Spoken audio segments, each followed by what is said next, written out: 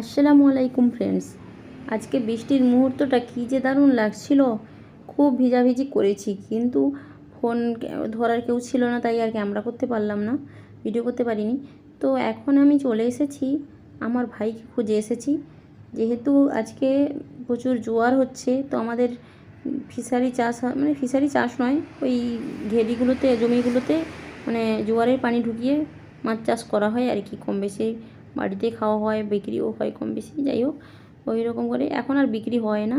তো এখন তোমরা দেখতে পাচ্ছ চারিদিকে সবুজ আর সবুজ, বৃষ্টির পানিতে খুব ভিজেছি। তোমরা কে কোথা থেকে ভিডিওটা দেখছো এবং তোমরা কে কে আজকের বৃষ্টির পানিতে ভিজতে পেরেছো, তোমাদের ভেজার সৌভাগ্য হয়েছে, তোমরা কমেন্টে জানাবে। তো এই দেখো এখন চারিদিকে পানিও বেশ ঘেরিগুলোতে ভর্তি হয়ে গেছে, এদিকে সবুজ চারিদিকে, কী সুন্দর লাগছে। আর এই দেখো আমাদের গ্রামের ছেলেরাও, পাড়া প্রতিবেশীর ছেলেরাও জোয়ার ঢুকাতে এসেছে।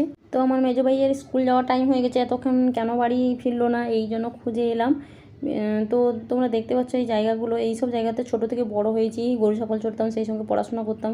কারণ আমাদের বাড়িতে এত ফ্যামিলিতে অনেকজন ছিল, অনেক ভাই বোনরা ছিল, মানে কাকুদের নিয়ে ঝগড়াঝাটি হতো, কাকিমাদের মধ্যে এইসব চেঁচামেচি, এইসবের জন্য পড়াশোনা করতে পারতাম না, যার জন্য এইসব জায়গায় গরু ছাগলও চড়ানো হতো, এদিকে পড়াশোনাও করতাম। ছোটোবেলা থেকে আমাকে এইসব জায়গায় এত ভালো হতো, শান্তি শান্তি ফিল করতাম, ঘরের মধ্যে যেতেই ইচ্ছে হতো না।